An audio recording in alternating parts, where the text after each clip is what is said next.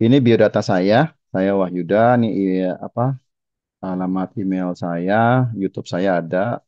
Pendidikan satu saya di UIS, dua saya di UHAMKA. Saya bekerja di Rumah Sakit dan Kesehatan sejak tahun 2000 ya. Dan saat ini sekarang saya bekerja di Rumah Sakit swasta kelas B di Jakarta. Kompetensi saya tentang ahli K3 umum, ahli K3 rumah sakit, fire safety manager, tugas peran kebakaran, training of trainer, kemudian manajemen penanggulangan krisis kesehatan, tenaga cadangan kesehatan nasional, dan asisten ahli mutu layanan kesehatan kebijakan kesehatan. Nah, ini pengalaman kerja saya. Saya lulus di UI tahun 97. Ya, sebagai banyak bidang di bidang kesehatan, khususnya di rumah sakit sampai dengan sekarang.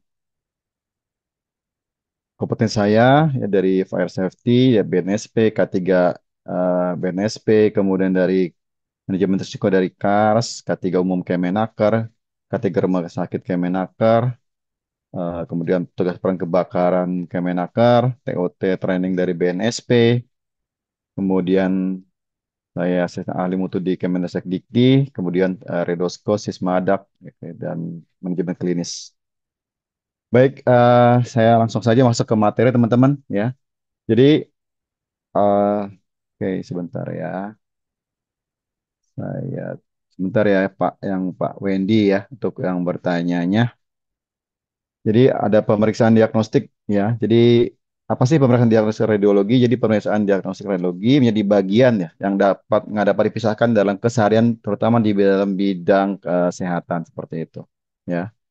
Dan sejak ditemukan sinar X atau ronsen ya pada tahun 85, kemudian diproduksi jadi massal ya, itu sudah jadi semacam standar dan hampir setiap pelayanan kesehatan di rumah sakit, walaupun kelas yang kelas D, C gitu pasti ada unit radiologi. Dan ini artinya bagian penting dari K3 di rumah sakit untuk melakukan monitoring tentang K3-nya. Seperti itu. Nah, pemeriksaan radiologi ya ditemukan di tahun 1895 ya, fisikawan Jerman ya, namanya Konrad Ronsen ya.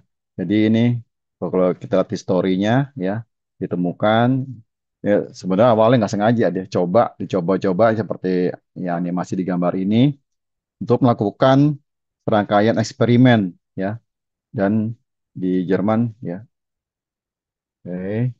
Nah, pada awalnya eh, ronsen ini melewat jadi fungsi ronsen adalah ya melakukan melihat efek cahaya. Jadi ada berapa tahun.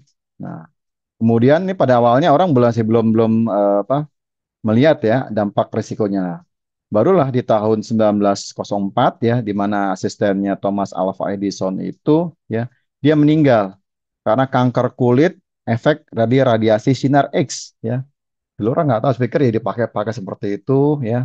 Ternyata ya, asisten Thomas Alva Edison meninggal dunia karena kanker kulit ya, efek dari sinar X. Nah, sejak kematian ini peneliti mulai berhati-hati nih ya dalam menggunakan sinar X-nya seperti itu. Sinar X juga digunakan ya pada saat Perang Balkan ya di tahun 1897. Jadi ini sangat-sangat bermanfaat ya dan saat dulu juga sudah ada nih mobil ronsen seperti ini teman-teman ya kalau saya lihat historinya ya artinya sudah digunakan dan sangat bermanfaat sekali. Bagaimana bila suatu ada tentara terkena pecahan peluru atau tulang yang patah itu bisa dilihat ya dan juga bisa dilakukan tindakan medis dengan lebih cepat dan lebih akurat tanpa harus melakukan pembedahan sebelum seperti itu ya. Kemudian materi-materi ya. Jadi sinar ini menyerap ya kalau melalui organ tubuh yang lembut seperti otot seperti itu ya atau jaringan lainnya dia menerus. Tapi kalau menemui benda-benda yang padat nih misalnya ditemukan nih ada tertinggal gunting ya di dalam organ tubuh ini kelihatan ya. Ini bagian tulangnya, selangkanya seperti apa. Nah, ini bisa dibaca nih oleh seorang ahli radiografer atau dokter radiologi ya. Jadi ini sangat membantu sekali ya bila ada tindakan-tindakan yang dicurigai, wah masih ada tertinggal atau ada duknya atau ada apa eh, kapas tertinggal misalnya yang itu bisa dicek ya sebelum dilakukan pembukaan lagi. Dan ini sangat membantu. Tapi ingat sinar X juga ini ada efek negatifnya nanti kita bahas di masalah keselamatan kerjanya. Ya. Nah, ini sinar X juga menjadi alat yang penting ya di dalam diagnosa medis. Jadi hampir semua, tadi saya katakan di awal ya, semua diagnosa medis ya, sebagian besar sudah menggunakan ronsen seperti ini. Ini contoh paling sering kita lihat ya, ronsen paru ya, apalagi kemarin waktu zamannya COVID ya, hampir semua orang dilihat di ronsen paru dilihat ya, parunya gimana kondisinya, putih-putih menyebar tidak ya. Oke. Kita nggak bahas tentang parunya, tapi kita bahas tentang selamat kerjanya. Ini yang lebih expert nanti orang dari bagian radiologinya untuk membacanya. Tapi kita harus sekedar tahu bahwa ini sangat besar sekali manfaatnya, tapi juga ada efek negatifnya yang harus kita tangani ya. Di Undang-Undang Nomor 1 tahun 70 ya itu diatur di pasal 2 bahwa ya ini keselamatan nih. Jadi kita harus kerja selamat ya, baik bekerja di darat ya, di dalam di permukaan, di udara seperti itu. Jadi ada dasarnya termasuk di tempat-tempat kita bekerja ya. Misalnya di tempat penggunaan mesin, alat perkakas ya, pesawat ya, atau instalasi seperti itu ya.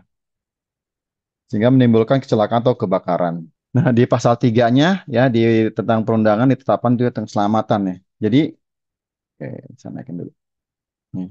Jadi gimana kita melakukan mencegah ya, mencegah, sorry, ya. Ini mencegah dan mengurangi kecelakaan ya. Kemudian mencegah dan mengurangi kebakaran ya. Kita tahu eh, radiologi banyak menggunakan sumber energi listrik ya. Kemudian mengurangi bahaya peledakan ya. Ini bisa berisiko juga.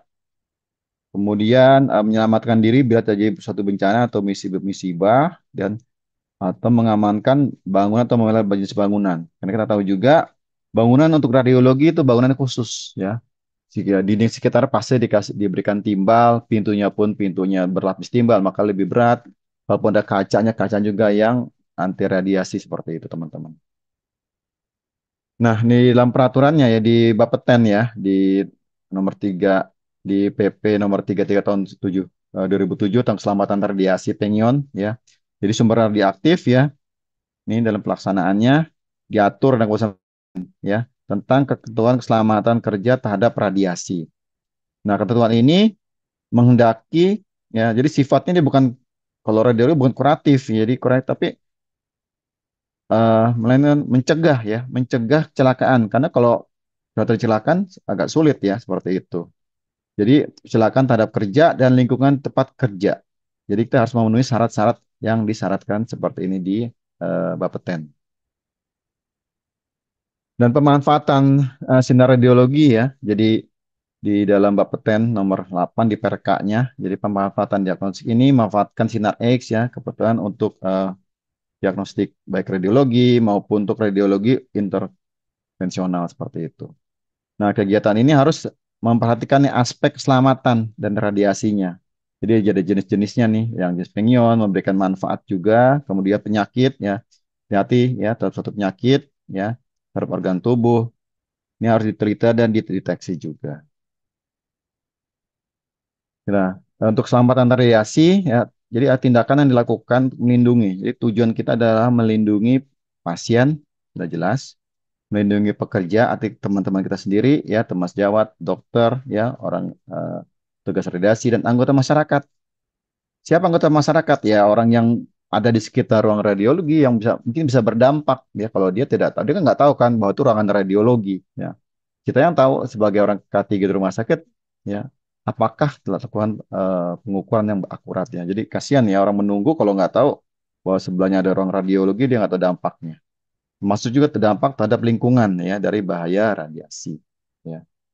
Jadi gelombang elektromagnetik ini ya yang mampu untuk mengionisasi media yang dilaluinya nih. Jadi ada proteksi radiasi yang harus dilakukan. Ya, jadi kita di Perka di Bapeten nomor 8. Nah, keselamatan kerja adalah setiap tenaga kerja berhak mendapatkan perlindungan. Ya, jadi ada perlindungannya nih atas keselamatan dalam pekerjaan ya dan untuk kesehatan hidup nih. Jadi meningkatkan. Jadi kalau udah selamat, sejahtera, baru bisa menaikkan produktivitas secara nasional seperti itu. Ya. Jadi kata kunci kita harus memberikan perlindungan keselamatan. Ya. Dan setiap orang yang berada di tempat kerja perlu dijamin keselamatannya nih. Tugas kita harus menjamin. Jadi setiap orang. Jadi kalau kata setiap orang, artinya siapa saja nih semua ada ya. Bisa pekerja, bisa ada vendor, bisa juga karyawan sendiri, bisa juga mungkin tamu atau siapapun yang masuk ke lingkungan kerja di rumah sakit harus terjamin keselamatannya. Ya, ini. Dan setiap sumber produksi perlu yang dipakai dan digunakan secara aman. Ya, jadi harus aman nih. Jadi radiologi kita harus aman dan harus efisien seperti itu. Nah, di dalam Undang-Undang Nomor 17 tahun 2003 tentang kesehatan, ya, di sini dikatakan ya, ini tentang sumber daya manusia kesehatan. Apa saja sih? Ya, ini terbagi ada tiga tenaga medis. Ini adalah dokter dan dokter gigi, ya. Nah, ini kemudian tenaga kesehatan. Jadi tenaga kesehatan lain itu ada di sini, ya. Kemudian ini tenaga pendukung atau penunjang kesehatan, ya. Nanti kita, tapi fokus kita hari ini membahas di sini tentang tenaga kesehatan, ya. Di pasal 197 di huruf B, ya. Jadi yang dimaksud tenaga kesehatan ini ada dari A sampai dengan L, ya. Nah, ada psikologi klinis, ya. Ada keperawatan, ada kebidanan, ada farmasi. Nah, kalau K3 ada di sini nih, ya. K3 ada di ketenaga kesehatan masyarakat, ya, tentang promosi kesehatan, ya.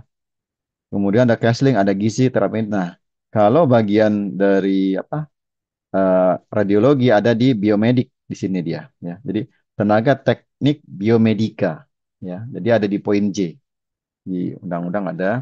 Nah, dirinci lagi di ayat 11-nya. Jadi tenaga yang termasuk biomedika itu apa saja? Yang nomor satu, ya, ada radiografer. Yang kedua, elektromedis atau atom. Ketiga, tenaga teknologi laboratorium medik, ya. Kemudian keempat, fisikawan medik, ya. Kemudian kelima, ortopostetik, ya. Ini yang dimaksud dengan tenaga teknik biomedika. Ya, ini ada di dalam aturannya, jadi jelas, ya. Baik, radiologi, ya. Radiologi itu ada berapa kejadian nih, saya mengambil yang cukup besar, ya. Jadi hanya berapa tahun, ya, di tahun 2018, ya. Ini terjadi kebakaran, ya, di ruang radiologi RSUD Tasikmalaya nih pada Maret 2018. Ya. Jadi dari pemberitaan ini, ya, petugas kebakaran bersama dengan api, ya, diduga bersumber dari power supply. Nah, ini power supply yang ada di ruang CT scan. Ya. Alhamdulillah tidak ada korban dalam peristiwa tersebut, ya. Kita tahu nih alat CT scan ini mahal sekali, ya. Udah sampai kalau ini berapa seperti itu, ya. Ini di Maret 2018. Nah, kemudian di 30 Juli 2020, ya, terjadi juga musibah di ini teman kita di Rumah Sakit Polri, di ruang radiologinya, ya, terbakar, ya. Diduga dari keterangan Kadis Damkar karena korsleting listrik. Kita tahu dia sangat tergantung dengan listrik, ya. Nah, ini bila terjadi listrik, ya. Ini di Rumah Sakit Polri di Juli 2020. Ini ini kalau nggak salah nih, oke, bisa jalan nggak ya? Di rumah sakit di Eka Hospital. Ini kejadian di rumah sakit Eka Hospital, ya, di September 2023, ya. Eh, ini disebabkan ledakan, ya. Kemudian ini keterangannya dari media itu karena power supply, ya. Kalau kita lihat tadi ada tiga kejadian, ya, dua kejadian disebabkan oleh power supply. Kalau nggak salah ada juga kasus di Lampung itu ada unit radiologi yang tersambar petir. Ya, cuma saya nggak tayangkan di sini. Jadi ada beberapa kejadian yang menimpa teman kita, ya, rekan kita di rumah sakit lain yang mengalami musibah seperti ini. Artinya ini jadi perhatian kita nih. Ya, ada korsleting listrik, ada power supply dua, ada kena petir satu seperti itu. Ya. Nah, kemudian di bahaya tempat di radio itu ada radiasi, ya. Jadi radiasi adalah perpindahan energi gelombang atau partikel, ya. Berupa radiasi ionisasi yang bentuk radiasi yang partikel ion. Nah, ini ada terbagi dua, ada radiasi ionisasi dan radiasi non ionisasi seperti itu, ya. Nah, kalau ini bentuk radiasi dengan energi yang cukup mengeluarkan elektron tetapi tidak cukup untuk membangkitkan ion, ya. Nah, sumber ionisasi di tempat kerja. Dan kerja pertama ya sumber dari lingkungan kerja, manusia, alam ya. Pertama buatan manusia ya untuk industri ya ataupun sumber-sumber yang berupa alat listrik ya buat energi tinggi ya, masa X-ray maupun radionuklir seperti itu.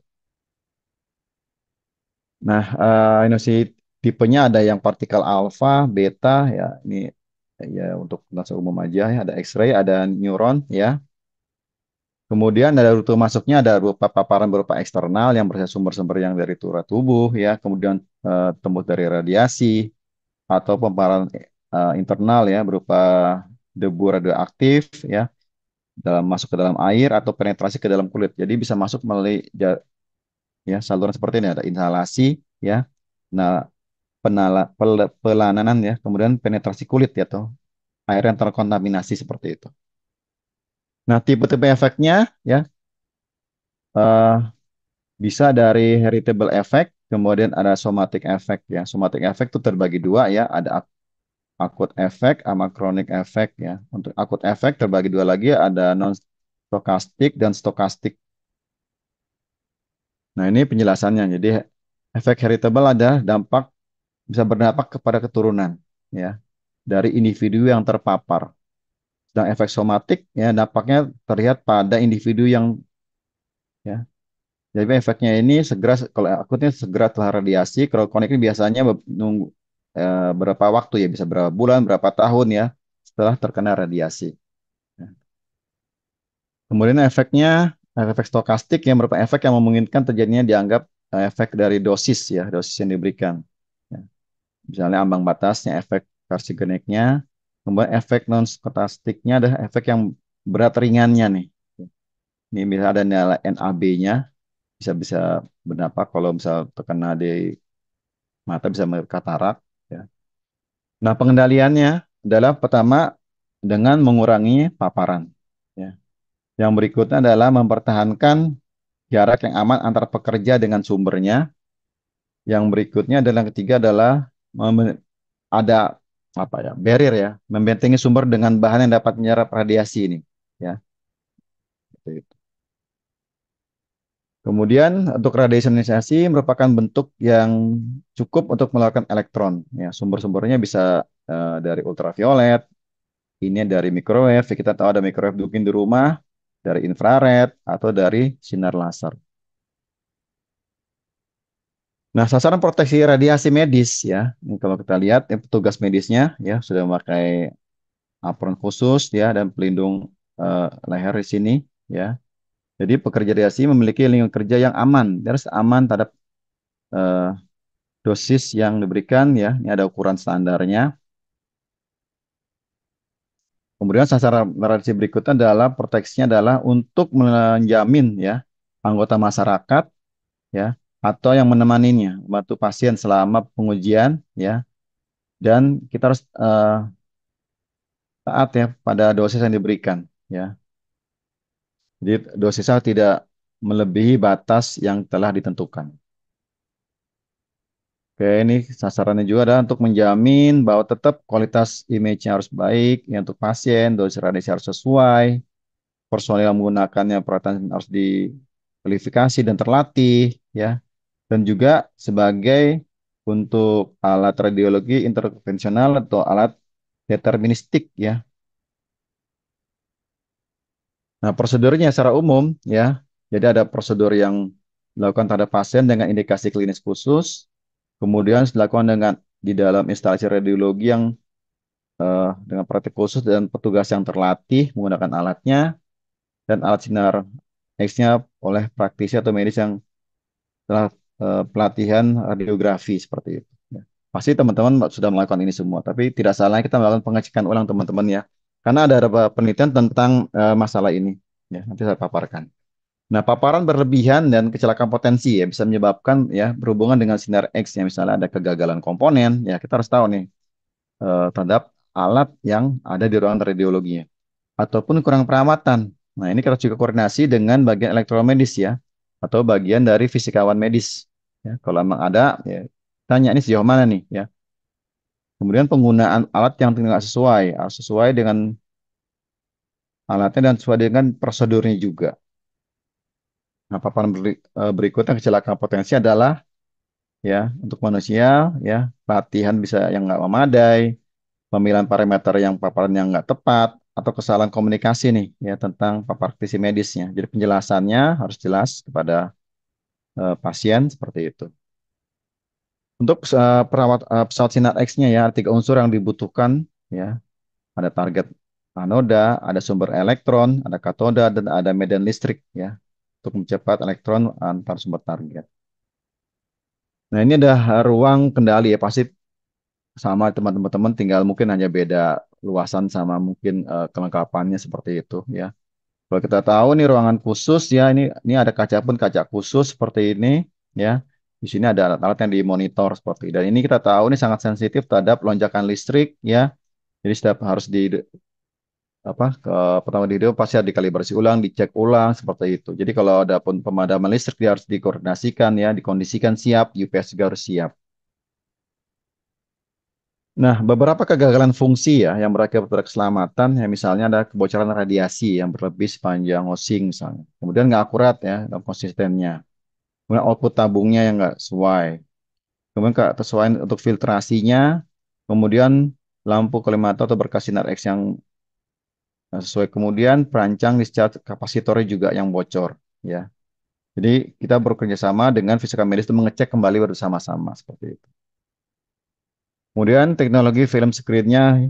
Kemudian kegagalan prosedur ya untuk pengembangan waktu temperatur filmnya misalnya untuk fluoroskopi ya untuk digital ini dicek kembali ya efisiensinya, resolusi dan kontrasnya. Kegagalan fungsi peralatan ini mempengaruhi proteksi radiasi nih. Jadi pertama filtrasi yang nggak sesuai imagingnya ya, tidak kongruenan untuk berkas sinar dan cahaya ya. Kemudian alignment antara berkas sinar dan image reseptornya. Kemudian penggunaan yang tidak memadai ada grid hamburan yang bisa digambar seperti ngeblur seperti itu. Atau kegagalan fungsi AEC ya automatic exposure controlnya atau kesalahan dari kalibrasi ya. Nah, sebenarnya kalau udah dikalibrasi sih ya kita percaya ada stikernya itu ya, tapi karena itu kan harus melakukan perawatan berkala dan pemeriksaan berkala. Nah, radiasi mengenai tubuh manusia, ya, ini contohnya animasi seperti ini ya. Itu mengenai tubuh akan menimbulkan ionisasi pada tubuh yang sebagian besar tersusun dari ya air. Nah, ini kalau dampaknya ini harus dikurangi seperti ini. Nah, ini kan sambil melihat ya tentang luka di lengan. Ini hasil seperti ini ya. Ini dampak-dampaknya. Jadi ini harus di penggunaan yang minimal dan sesuai dengan eh, ukuran yang dibutuhkan seperti itu. Ya. Nah, untuk radiografernya atau pekerja radiasi ya terdapat beberapa tenaga kerja yang bertugas mengoperasikannya. Jadi ini perlu diteliti juga nih penerapan. Jadi kita bukan hanya lihat alatnya, kita juga meneliti atau mungkin ya berdiskusi dengan tenaga radiografernya, bagaimana kondisinya seperti apa ya. Kita lihat juga nih APD-nya, karena bukan APD nih ya, apakah sudah terkalibrasi seperti itu. Jadi bukannya alat ya, APD-nya juga terkalibrasi ya. Kemudian catatan dosisnya ya, kerjanya dilihat ya, dari TLD-nya juga. Nah, tetap juga di sana ada bahan B3 ya di ruang eh, radiologi. Jadi minta ada MSDS-nya seperti itu. Ya, jadi MSDS-nya apakah tersedia di ruang radiologi ya. Kemudian tadi kita lihat dari 4 kasus tadi ada sampai yang kebakaran itu. Nah, ini kita pikirkan tentang bahaya kebakaran ya. Di sana listrik artinya lebih sering kita butuhnya CO2 nih, aparnya CO2 ya. Minimal ada apar seperti ini ya. Dan dia kalau ada MRI berarti ada perlu apar khusus yang anti magnetik ya. Ini ini cukup mahal harganya ya, tapi memang tersedia ya. Ya syukur-syukur dan idealnya pakai sistem, misalnya pakai FM200 atau apapun lah merek dagang gitu seperti itu. Sehingga eh, begitu ada masalah dia akan termonitor ya. Di sini di atas ada sensornya, di bawah juga ada sensornya, misal seperti itu ya. Sehingga ini bisa lebih aman. Hanya perlu perhatian khusus nih kalau teman-teman pakai sistem eh, seperti ini. Jangan sampai begitu dia rilis ya gas dari sini lirit semua, ada petugas di dalam sini atau ada pasien nggak bisa. Nanti akan mengalami cedera dia. Karena dia akan rilis, dia akan nutup pintunya ya. Dan ini akan menyemprot semua, malah sprinkle ya. Nah, seperti itu. Maka ini ada pelatihan khususnya, jadi beda lagi. Karena biasanya waktunya sekitar 60 detik, setiap alarm bunyi, pilihannya di abort gitu ya, ditunda kan ada tombol abort di sini. Atau di jalan uji nanti dicek benar-benar nggak alarm ini bunyi seperti itu ya. Jadi petugas harus siaga di sini. Kalau 60 detik nggak ada respon, dia akan rilis gasnya di sini. Kalau dia mendeteksi adanya bahaya kebakaran. Ya. Jadi ini paling ideal, tapi tetap harus dimonitor. Ada latihan khusus nih CO2 ya, ini apa untuk yang anti magnetiknya. Dan juga jangan lupa dilatihkan petugas tentang kewaspadaan bencana ya, tentang simulasi disaster ya. Jadi kita tahu di Indonesia ini rawan bencana ya, biar terjadi ada musibah eksternal, misalnya ada gempa bumi, ya ada kebakaran ataupun ada banjir atau apa. Ini gimana sih disaster plan-nya? Terlatih nggak petugasnya nih? Nah, seperti kan kita nggak tahu kan, bisa saja terjadi suatu musibah pada saat kita pelayanan ya, hujan lebat tiba-tiba air meluap penuh ya. Nah, sedang tindakan apa yang kita lakukan? Jadi disaster ini ya harus dipersiapkan. Dan juga adanya pelatihan tentang ini PPGD. Jadi pertolongan pertama pada gawat darurat ya, minimal BHD seperti itulah ya. Atau yang lebih tinggi lagi ya, bantuan hidup lanjut ya. Jadi kita tahu di rumah sakit pasti hampir semua karyawan telah dilatih BHD ya, minimal BHD ya. Dari sampai level tukang parkir sampai itu pasti terlatih untuk BHD-nya ya. Nah, itu harus disiapkan. Tinggal level jadi harus siap. Jadi kalau terjadi eh, serangan jantung di sini terhadap pasien, kita jangan panik sebagai petugas radiologi. Kita bisa melakukan pertolongan ya, bukannya perawat, bukannya dokter. Kita harus bisa juga ya, harus dilatih di sini. Kemudian jangan lupa untuk di lingkungan radiologi ada tentang kesehatan lingkungannya nih ya, meningkat.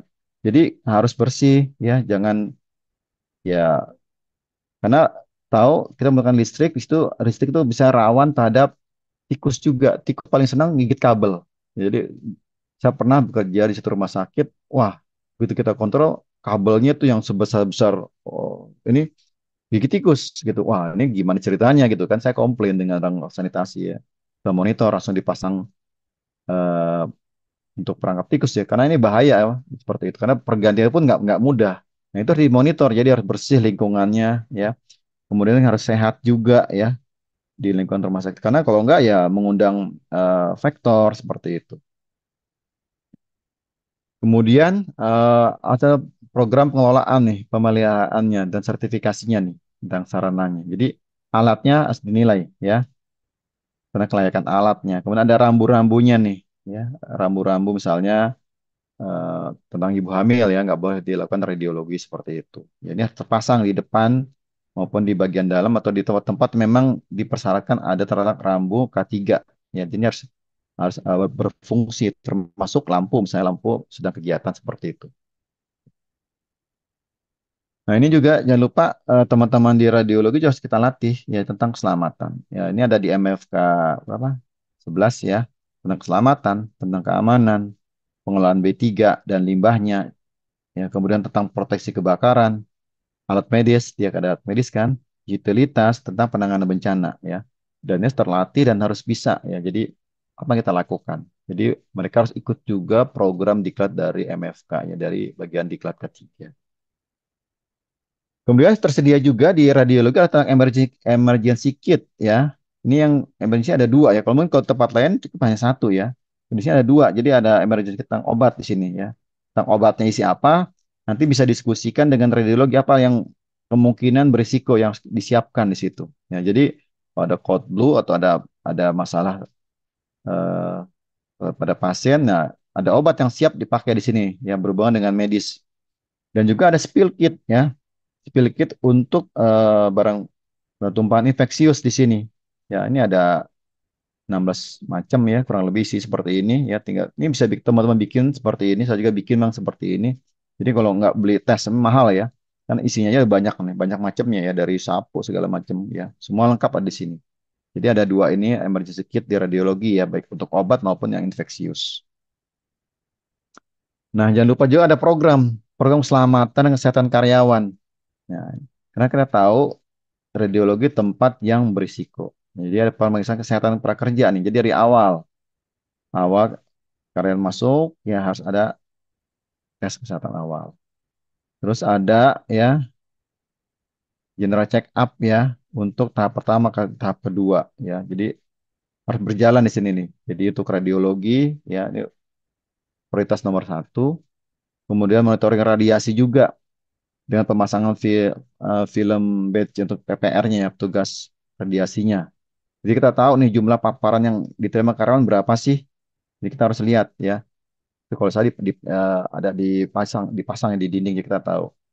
Jangan lupa juga tentang nutrisi ya.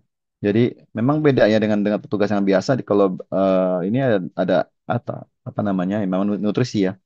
Jadi ada asupan gizi khusus dia. Jadi berupa susu, telur ya. Jadi bukan hanya yang dinas malam, dinas pagi siang pun juga dapat. Gunanya apa sih? Untuk memberikan daya tahan tubuh ya untuk pekerjanya seperti itu. Jadi unit lain jangan jangan iri ya. Kok bagian radiologi dapat ya? Memang karena dia berisiko ya. Bukan hanya dinas malam tapi semua dari pagi sore dapat ya. Nah ini jadi kan dilema juga nih. Ada yang mengasih bentukan natura, ada ngasih bentuknya uang. Kalau bentuk uang ya biasa nggak dibeliin makan, akhirnya kondisinya jadi masalah. Nanti kita diskusi di sini. Kemudian pencatatan kesehatan karyawan nih, ada ya, tentang dokumentasi mesti ada di sini. Kemudian standar nih, standar cara kerja aman. Gimana sih cara kerja aman di unit di radiologi ya. Kemudian APD, APD radiologi ya, APD-nya tersedia ya, sesuai dengan peruntukannya. Kemudian ada monitoring tentang daerah berisiko. Jadi radiologi tadi ada kasus kan kebakaran apalagi itu daerah yang berisiko ya jadi termasuk daerah monitor di sini. Nah ini katakan jadi satu unit yang kita risk assessment betul-betul ya adalah radiologi ya gizi karena rawan kebakaran. Tadi ada kasus kan kebakaran. Jadi harus buat dari FSRA-nya mesti ada dari Fire Safety Assessment-nya. Jadi ketiga yang buat bekerja sama dengan orang radiologi. Ya, ini step-stepnya ya. Step pertama, dua, ketiga ya. Ini ada session khusus kalau kita bahas detail ini kita nanti berlatih ya biar lebih lebih paham. Ya, 5 step untuk mengisi yang memang ini diminta dalam standar akreditasi ya untuk unit-unit yang berisiko tinggi. Nah, keselamatan radiasi juga ya. Jadi tindakan untuk melindungi pasien ya, kemudian pekerja, kemudian masyarakat dan lingkungan dari bahaya radiasinya. Ya. Karena kita tahu ya potensi radiasi itu besar ya, pemanfaatan juga besar. Nah, ini kita melakukan gimana memperkecil risiko akibat kerja di instalasi radiologi ya. Kita ingat teman-teman kita yang keseharian dari radiologi itu dia memang kadang-kadang dia nggak keluar ruangan ya, makan di situ, ngobrol di situ, main game di situ ya di situ lah. Padahal ruangannya eh, beradiasi ya, jadi berisiko. Nah ini satu persyaratan yang harus ada nih di dalam manajemennya. Jadi ada penanggung jawab radiasi di sini ya. Ini bisa dicek teman-teman. Kemudian ada personilnya yang memiliki kompetensi. Ada pelatihan. Udah belum teman-teman di radiologi ke pelatihan proteksi radiasi ini diadakan Bapeten ya. Kalau bisa jangan satu orang, tiap orang diikutin ya semuanya. Karena emang harus nih.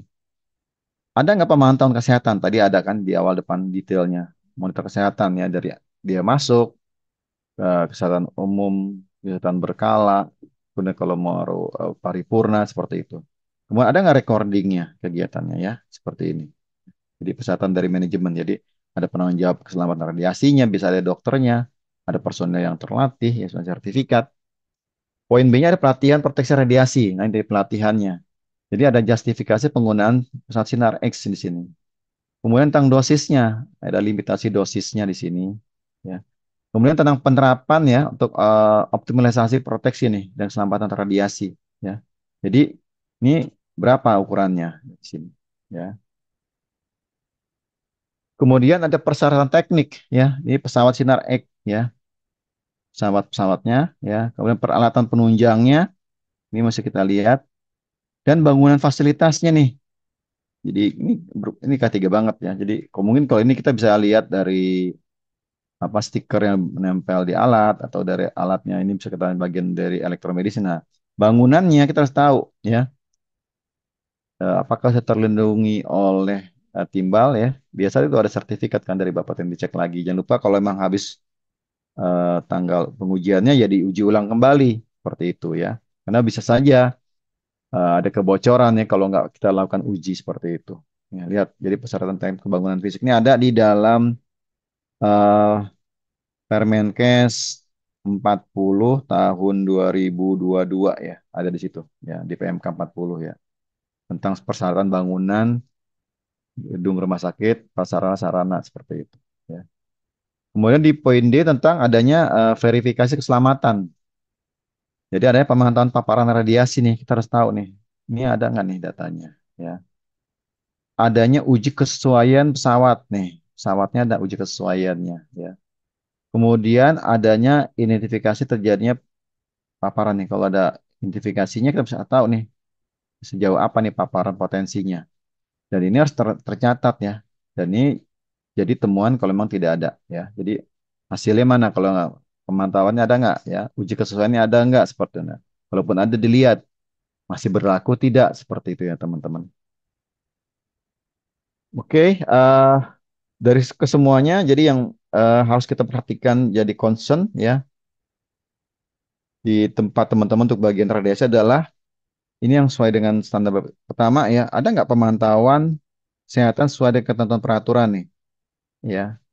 Ini nanti bisa di Permenakernya tentang MCO berkala karyawan ya. Jadi kalau di radiologi itu nggak boleh berhenti, jadi minimal setahun sekali harus ada dia ya. Ada nggak nih pelatihan tadi kan proteksi radiasinya di sini ya. Ini penting banget ya. Jadi jangan karena udah lama bekerja nggak pernah pelatihan lagi seperti itu nggak. Karena ilmu berkembang, alat pun makin canggih ya. Artinya risiko makin tinggi dan kita harus tahu gimana cara mengatasinya.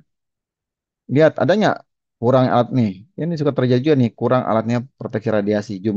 Jumlahnya berapa sih? Alatnya berapa seperti itu. Jadi harus disesuaikan juga ya. Kemudian punya nggak survei meter? Nah ini juga memang kendala nih teman-teman. Survei meter harga lumayan ya. Bisa 20 ya paling murah 17-an gitu. Ya kalau nggak berarti kita bisa nyewa atau panggil dari vendor seperti itu. Ya kalau punya sendiri ya bisa ya. Ini mirip-mirip lah ya kalau teman-teman di Kesling tuh ada alat ukur suhu pantau air kan. Suhu pantau cahaya, apa kebisingan, itu kan punya yang mandiri. Jadi ada apa? Suhu pantau harian. Nah, ini kalau bisa dilakukan survei meter sama seperti itu akan lebih baik. Artinya kita bisa monitor secara dini, secara cepat kalau ada kebocoran. Wah, ini ada kebocoran seperti itu. Jadi nggak nunggu bertahun-tahun seperti itu, ya. Karena dampaknya nggak muncul ya. Ada yang seketika, ada yang tidak. Yang lima adalah ada nggak nih kurang rekaman? Ini kalau ini sering kejadian nih, kurang rekaman pelaksanaan. Jadi bukti dokumentasi nggak ada nih, ya. Yang keenam, ya ada nggak sih uji paparan potensialnya, ya. Nah, uji paparan potensialnya kita harus ada di sini. Ini kalau nggak ada. 1 sampai 6 ini ya, ini yang paling sering ditemukan ya, tidak lengkap ya, tidak ada di unitnya. Ya tidak ada di bagian dari kalau ada ya bagus, kalau enggak artinya kita sering melengkapi teman-teman. Ya. Nah, ini kembali ya kalau kita belajar K3 ini ilmu yang eh, paling dasar bahwa petugas yang bekerja di radiologi itu adalah memang udah nggak dieliminasi seperti itu kan. Jadi menghilangkan fisik dari bahayanya. Nggak bisa ya. Karena memang udah bekerja di situ. Bisa nggak disubstitusi ya, diganti ya, mengganti bahayanya ya. Seperti itu. Bisa nggak direkayasa teknik ya? Mungkin bisa nih ya, dengan melakukan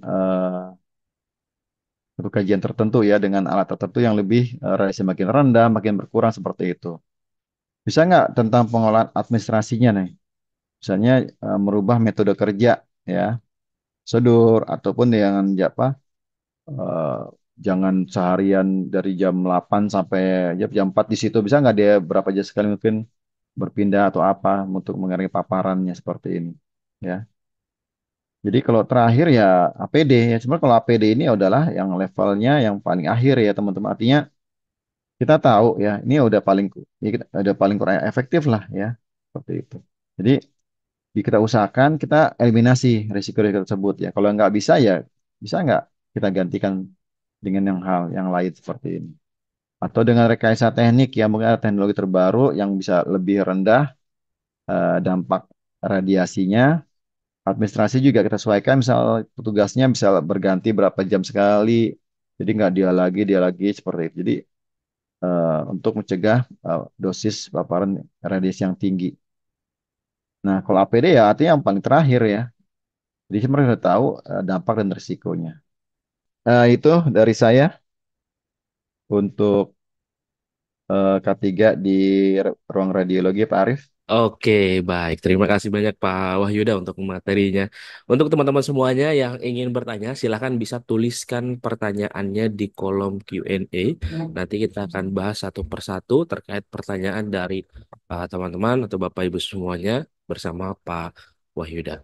Namun sebelum kita lanjut ke sesi tanya jawab, saya akan memberikan informasi terlebih dahulu untuk teman-teman semuanya yang sudah hadir hari ini, terutama termasuk juga untuk sertifikat ya. Nah, bagaimana nanti cara mendapatkan sertifikatnya? Kalau misalkan Bapak Ibu statusnya masih silver seperti ini, maka perlu di-upgrade terlebih dahulu menjadi platinum. Kenapa? Karena nanti sertifikatnya akan tertahan sementara. Ketika nanti Bapak Ibu sudah mengisi absensi tapi masih silver, nah nanti akan tertahan sementara sehingga sertifikatnya tidak langsung terbit.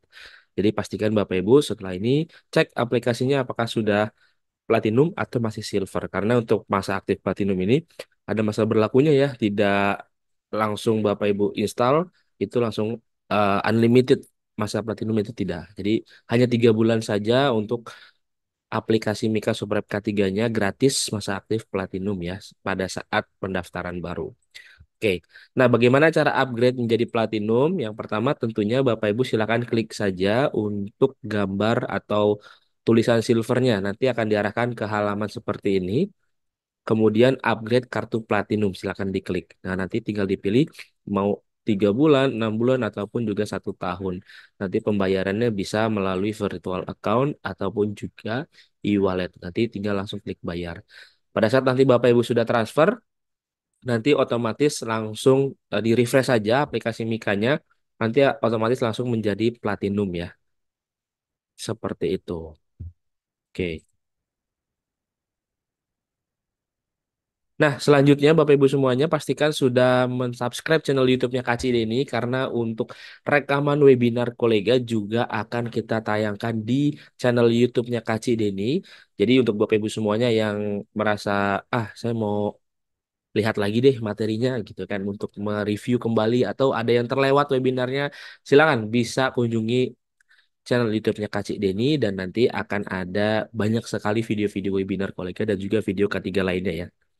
Nah, kemudian untuk Bapak Ibu semuanya yang memiliki SKP dan juga lisensi ahli K3 umum, pastikan tidak expire lebih dari 1 tahun. Karena kalau lebih dari 1 tahun sudah expire-nya, akan diwajibkan untuk mengikuti refreshment ya. Dan harga refreshment ini hampir 2 kali lipatnya, 2 kali lipatnya malah ya, 2 kali lipatnya biaya perpanjangan biasa ya. Jadi sayang teman-teman, silakan bisa dicek kalau misalkan belum 1 tahun expire-nya, silakan bisa diperpanjang saja. Dan ini kita masih ada harga yang sangat terjangkau untuk proses perpanjangan lisensi dan juga SKP ahli K3 umum.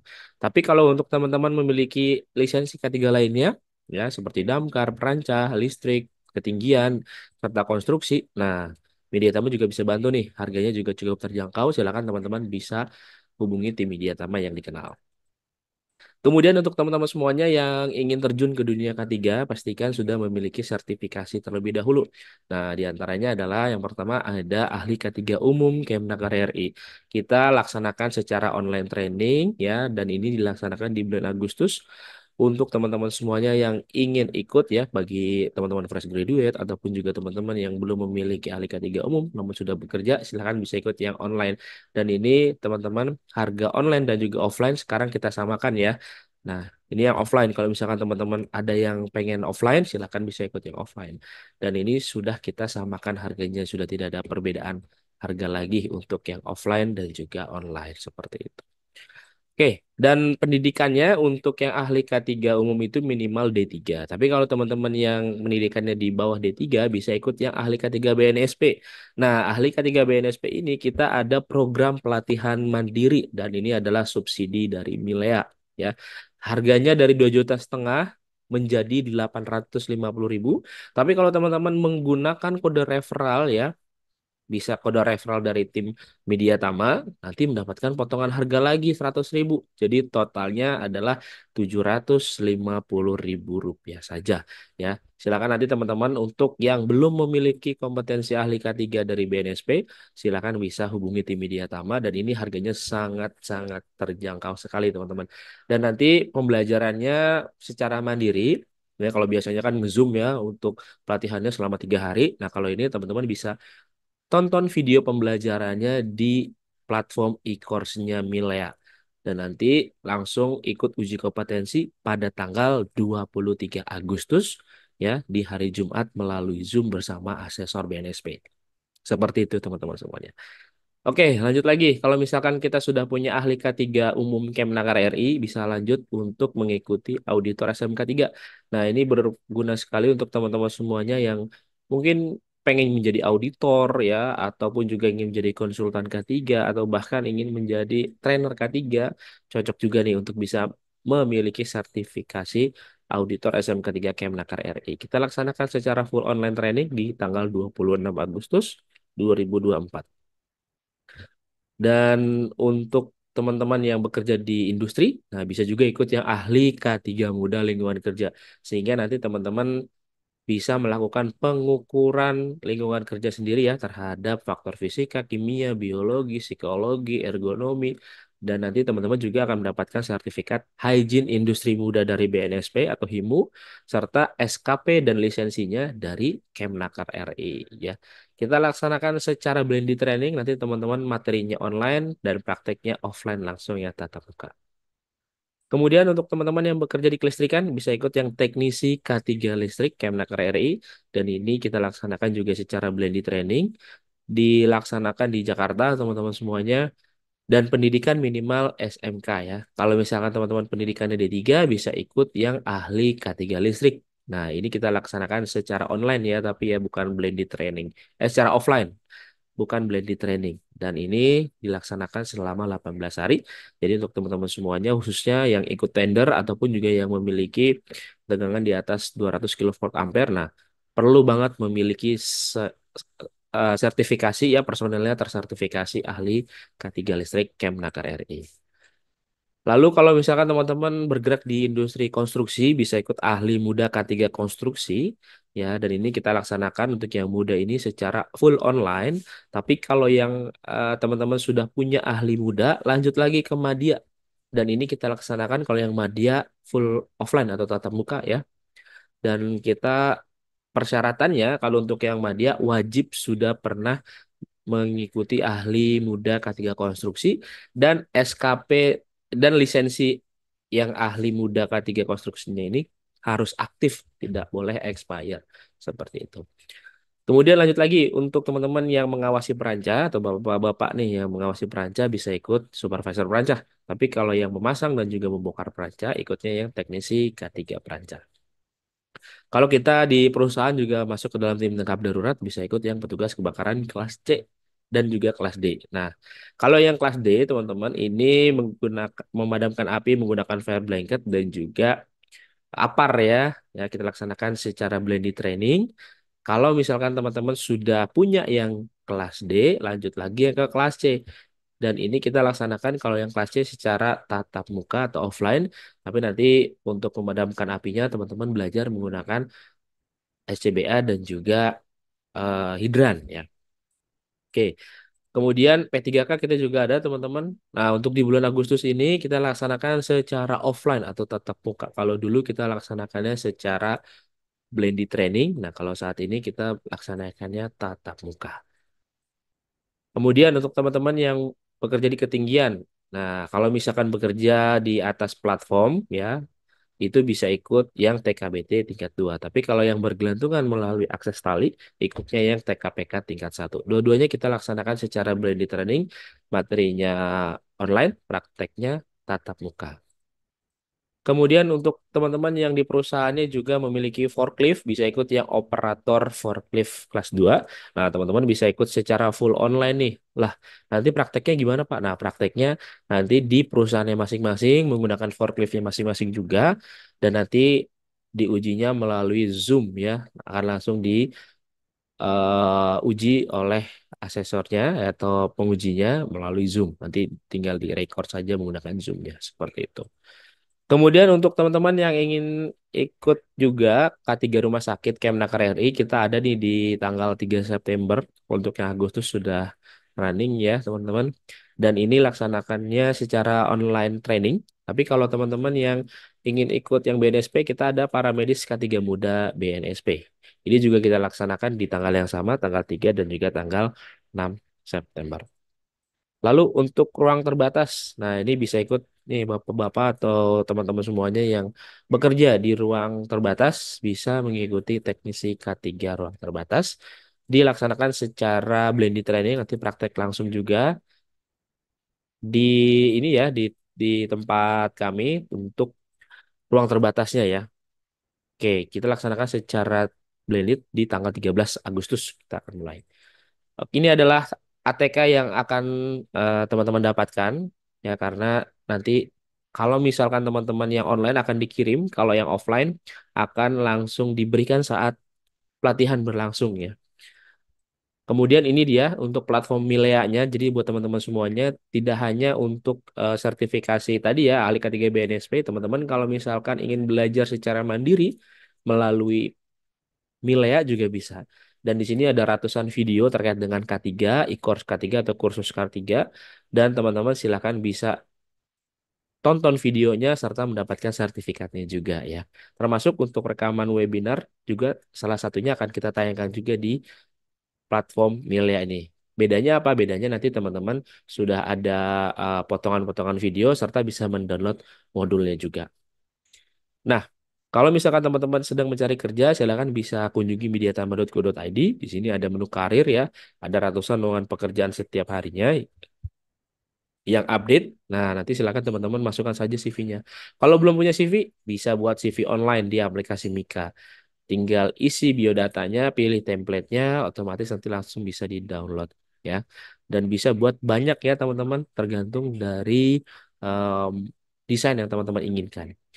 Kemudian bisa juga nih teman-teman bisa mendapatkan uang saku ya. Caranya gimana? Kalau misalkan ada teman kita yang ingin ikut pelatihan nih, bisa sarankan saja ke Media Tama. Ya, kemudian teman kita itu suruh minta untuk daftarkannya melalui aplikasi dan gunakan kode referral punya kita sendiri di aplikasi Mika itu ada ya menu referral di menu akun di sini ada yang menu referral.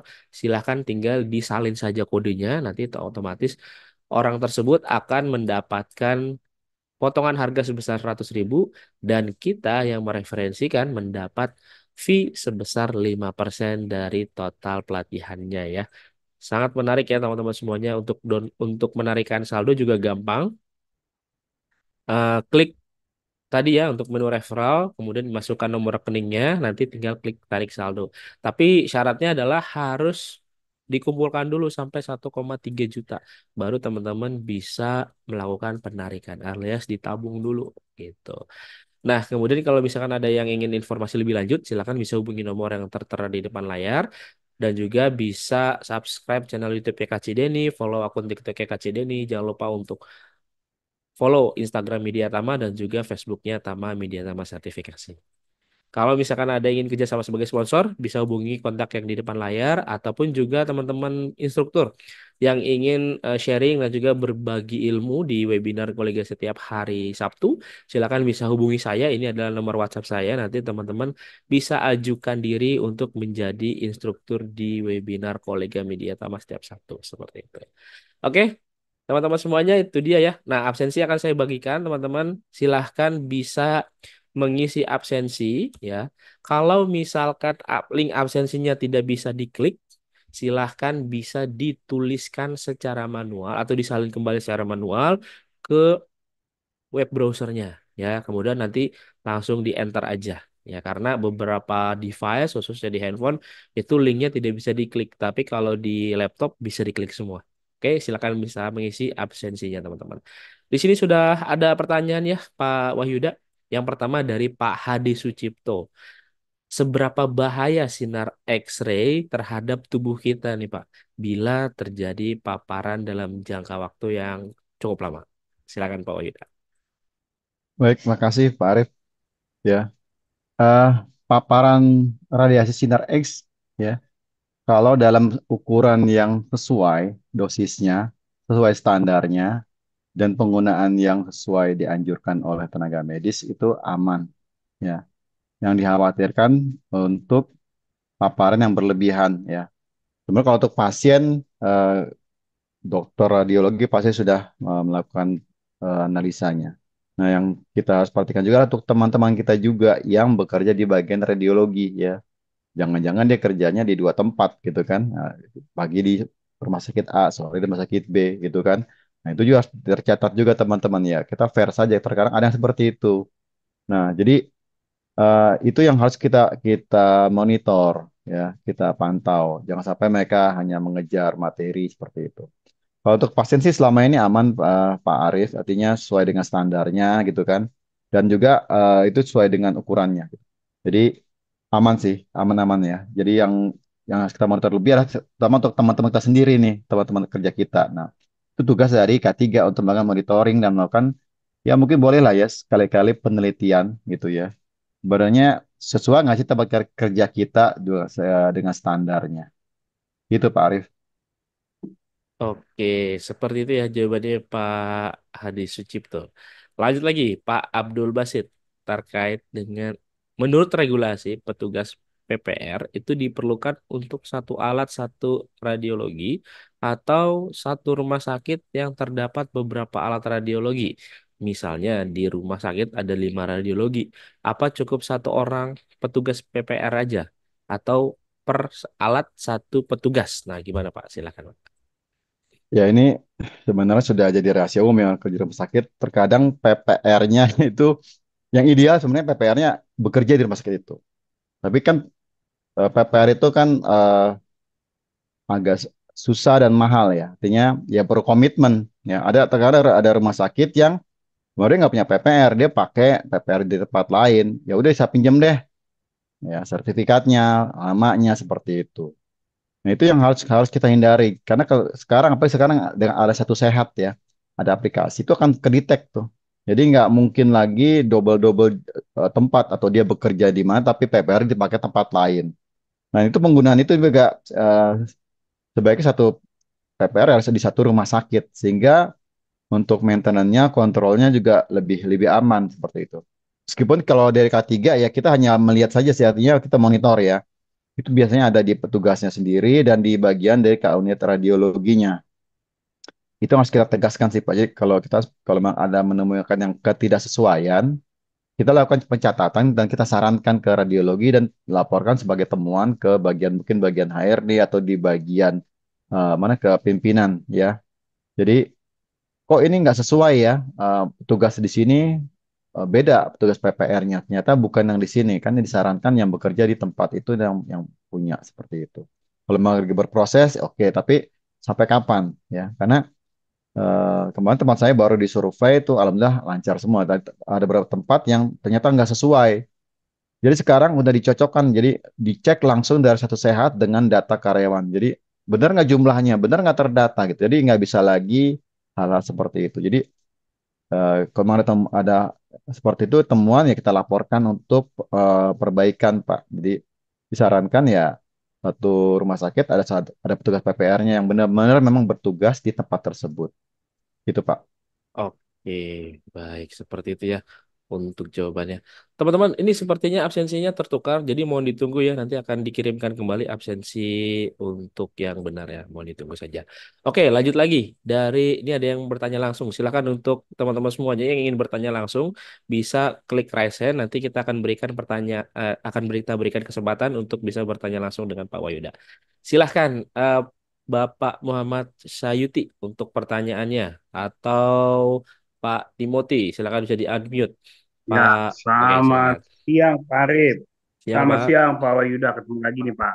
Iya, Pak, Pak saya mau Timothy. nanya Pak, kalau misalnya ada suatu karyawan radiologi dia terpapar radiasi, dia disuruh istirahat, itu kurang lebih berapa lama? Terus untuk pengecekan TLD, mungkin Pak War itu tahu TLD itu yang berhak itu mengecek itu siapa ya Pak ya? Karena setahu saya kan rumah sakit nggak berhak tuh. Ya, itu aja sih Pak. Baik, Pak Timothy. Nah, ini yang tadi saya katakan pemeriksaan kesehatan ya. Jadi ada monitoring. Itu kan Hmm, biasa kan ada TLD itu kan ada datanya tuh ditempel di ada hmm, apa ada whiteboardnya itu kan. Jadi hmm, si A berapa, ukuran si B berapa. Jadi kalau yang udah melebihi dia harus istirahat. Nah itu kan, nah jujur ya, terkadang mereka saya nggak tahu di tempat Bapak. Di beberapa tempat sebelumnya ada mereka tuh kerjanya nyambi Pak. Di pagi di mana kan saya katakan, sorenya di mana sehingga dosisnya berlebih seperti itu. Nah itu yang kita monitor. Jadi memang kembali ke komitmen karena tenaga radiologi itu eh, banyak dibutuhkan di banyak tempat ya Pak ya. Jadi banyak orang mau membayar lebih untuk mereka bekerja seperti itu. Nanti kembali ke komitmen karena sebenarnya mungkin mereka dapat finansial lebih, tapi kan berdampak pada kondisi eh, fisiknya seperti itu. Mungkin sekarang nggak tampak ya, tapi entah berapa tahun kemudian, nanti begitu kita cek ulang MC ulang tuh bisa muncul seperti itu. Nah, kalau saya sih sarankan pertama MCO berkalanya itu dijalankan Pak. Jadi MCO kan ada kan MC khusus ya. Untuk unit khusus itu kita jalankan untuk radiologinya. Nah untuk TLD-nya kita kerjasama dengan Bapeten gitu kan. Ini TLD-nya sampai udah sejauh mana nih? Harus istirahat seperti apa? Jadi kita konsultasi ke sana. Jadi memang kita tidak punya kewenangan, tapi kita harus tahu. Ya. Jadi kalau istirahat ada alasannya. Oleh karena itu, tugas radiologi biasanya ada beberapa orang. Jadi kalau ada yang istirahat, tetap tetap kegiatannya tidak terganggu.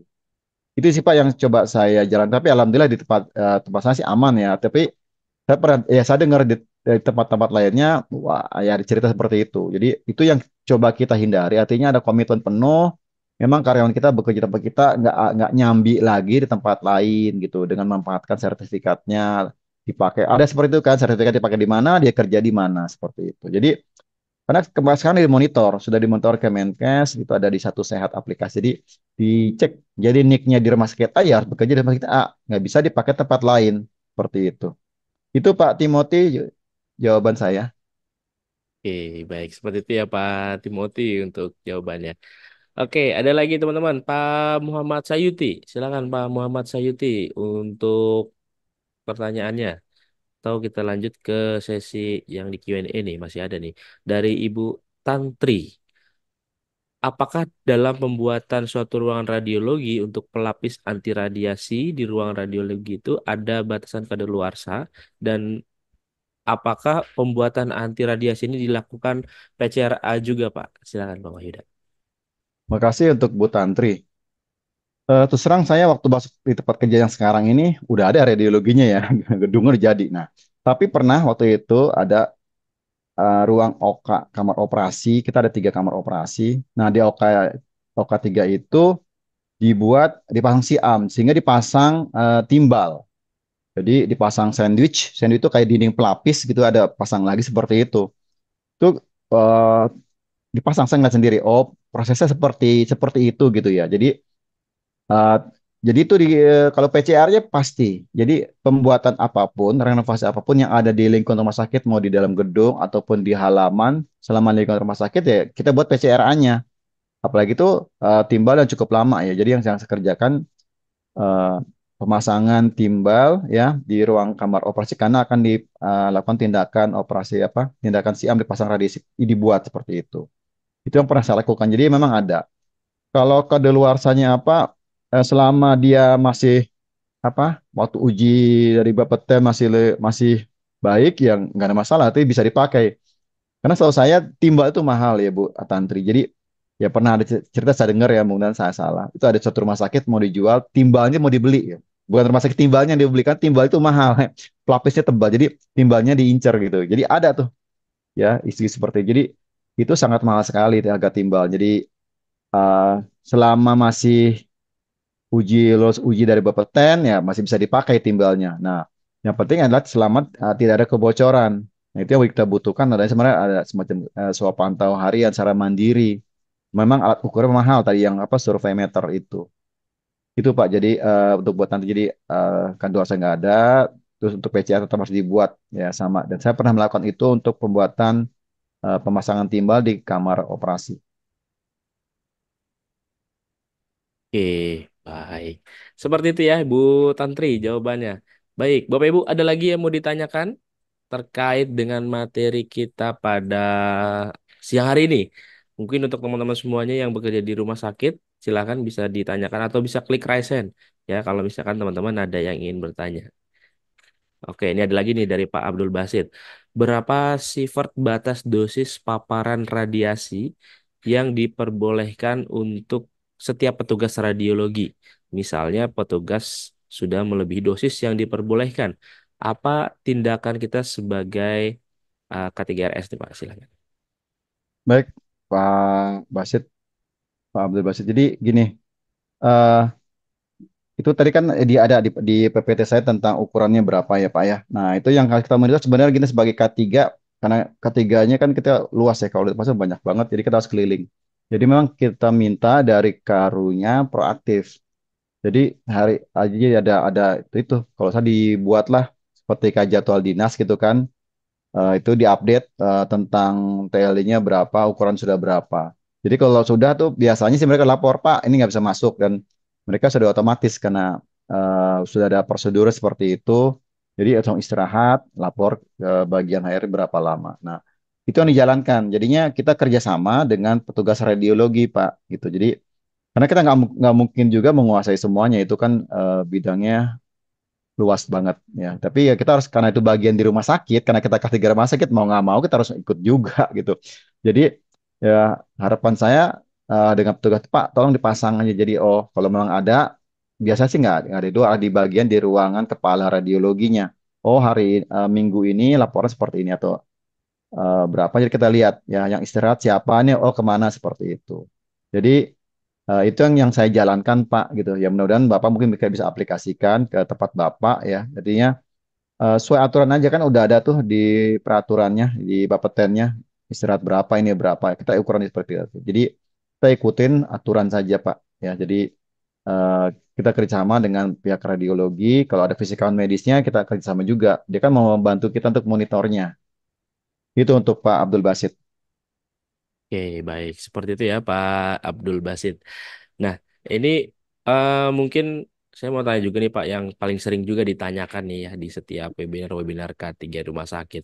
Nah, khususnya untuk tim K3 di rumah sakit ya, kalau misalkan mereka kerja di rumah sakit, apakah harus memiliki dua kompetensi, ahli K3 umum dan ahli K3 rumah sakit, atau hanya salah satu saja nih Pak? Nah, bagaimana? Silakan Pak Wahyuda. Baik. Jadi eh, sebenarnya kalau di standar akreditasi ya, di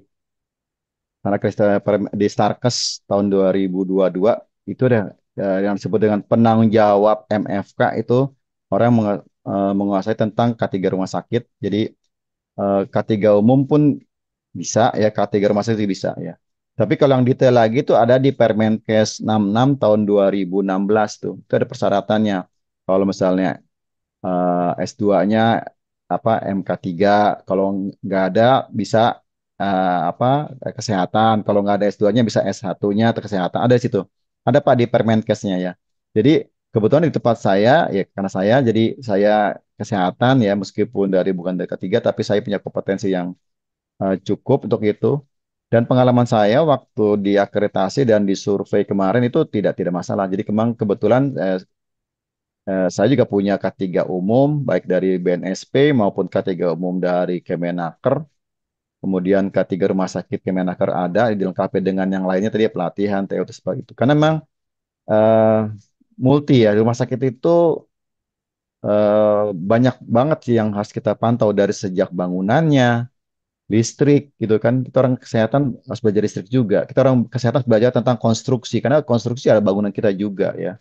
Belum lagi kita belajar lagi tentang vektor gitu kan, tentang eh, ancaman kesehatan yang lainnya seperti itu. Jadi sebenarnya K3 rumah sakit cukup ya, atau K3 umum juga cukup ya. Tinggal teman-teman kalau solo memang sudah berkecimpung dan bekerja di bidang K3 rumah sakit, disarankan ilmunya di-upgrade lagi, ikut lagi pelatihan gitu ya. Minimal pelatihan yang seperti di Meditama ini kan nggak ya, menurut saya masih masih worth it lah, masih bisa gitu ya. Kalau memang lebih serius lagi ya ikut yang sertifikasi yang resmi yang dikeluarkan oleh BNSP seperti itu, atau dari Kemenaker, artinya akan memperkuat ya, karena saya juga punya pengen tuh ikut pelatihan yang ini, cuma ya itu biayanya ya Pak Arif, biaya lumayan juga kan, minimal tadi kan ada yang 7 juta, 6 juta gitu kan. Saya juga mikir nih, saya dikontrak lagi ntar ya, nggak bisa oleh tempat saya bekerja. Jadi saran saya untuk teman-teman yang K3 mau dia bekerja di rumah sakit, minimal punya sertifikat aja, K3 umum atau K3 rumah sakit itu bisa seperti itu ya. Atau dari sekarang juga ada K3 yang dari Kemenkes tuh sertifikasinya ada ya. Menurut saya sama aja sih, tinggal memperkaya dan teman-teman ikut di apa ya, kayak komunitas seperti jadi bisa tanya jawab. Jadi banyak kok ya, jadi sering karena Pak Arif ada yang bertanya di luar forum, tanya Pak saya ini saya peserta dari media media Tama, media gini-gini, bisa jawab gitu kan seperti itu. Artinya di grup itu akan sangat sangat membantu ya, di Telegram juga atau seperti itu. Itu sih Pak Arif saran saya. Jadi terus belajar ya, dan minimal ya ikutlah yang mingguan seperti ini kan. Kalau minggu ini banyak banget tentang kesehatan ya. Saya juga masih update juga ya teman-teman. Artinya banyak banyak banget updatingnya. Itu Pak Arif, mungkin pesan saya. Oke, baik. Terima kasih Pak Wahida. Ada lagi teman-teman semuanya yang mau bertanya terkait dengan materi kita pada siang hari ini atau seputar K3 rumah sakit? Tidak ada? Oke, baik. Kalau tidak ada, terima kasih banyak teman-teman semuanya sudah hadir ya di webinar kita pada siang hari ini. Dan sebelum kita closing ya teman-teman semuanya, mari sama-sama kita dengarkan terlebih dahulu closing statement dari pembicara kita kepada Bapak Wahyuda Rahmat. Dipersilakan. Baik, terima kasih Pak Arif dan teman-teman. Pesan saya untuk radiologi adalah penemuan sangat luar biasa di bidang medis. Tapi kita juga tahu ada dampak yang menyertainya. Tugas kita sebagai K3 adalah untuk melindungi pekerja, pasien, masyarakat, dan lingkungan untuk bekerja secara aman. Terima kasih Pak Arif.